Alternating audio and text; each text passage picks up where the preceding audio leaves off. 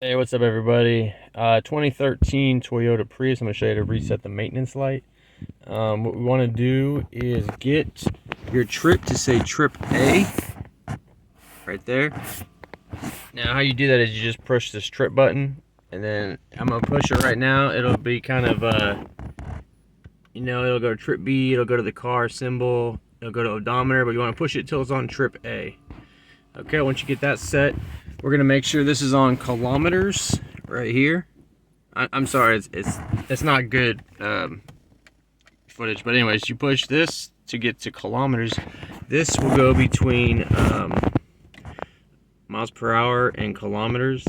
So you push it till it's on kilometers. Now, once you have those two set, we're gonna turn the car off.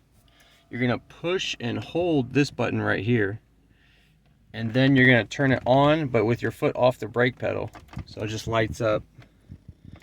Might have to hit it twice, and then there you go, resetting maintenance data. Let that bar go across, and that's it. That's how you do it.